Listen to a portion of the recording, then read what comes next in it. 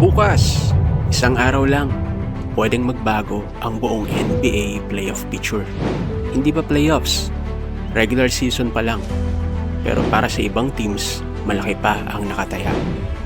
For sure, merong teams na tatratuhin ito na parang Game 7. Ganun kalala. Kasi ngayon, may mga teams na isang panalo lang, diretso playoffs na. Or isang talo pa, play-in ang bagsak nila. Mag-umpisa tayo sa East. Ang top 4, lock na. Number 1, Detroit Pistons. Number 2, ang Boston Celtics. Pumapangatlo, ang New York Knicks.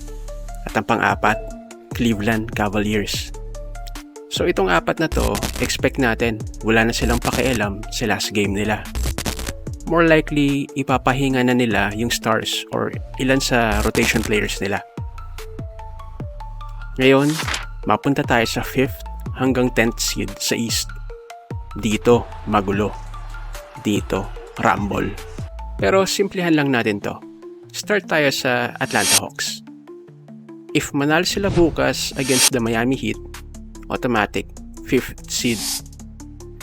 Pero if in case they lose at manalo ang Raptors, drop sila sa number 6. Toronto Raptors.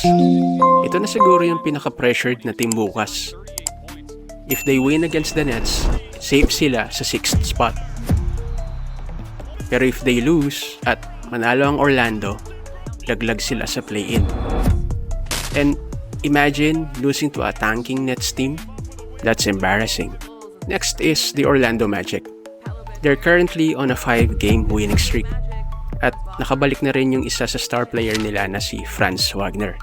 So, they'd be motivated to win against the Boston Celtics. Kasi they'll have a chance for the number 6 seed. Or kung manalo man ang Raptors, magsistay pa rin ang Orlando Magic as number 7. Now, the Philadelphia 76ers.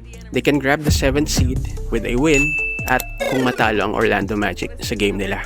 Malaking bagay yon. Kasi kung 7th seed ka, meron kang 2 chances na makapasok sa playoffs while playing at home. Lastly, Charlotte Hornets and the Miami Heat.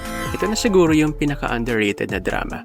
Ang Charlotte Hornets, currently ang number 9 sa East after nilang matalo sa Detroit Pistons. At kung matalo ulit sila at manalo naman ng Miami against the Atlanta Hawks, laglag sila sa 10th spot. And that matters because sa 9th seed, nasa iyo ang home court sa play-in matchup and a better chance to battle for the last playoff spot.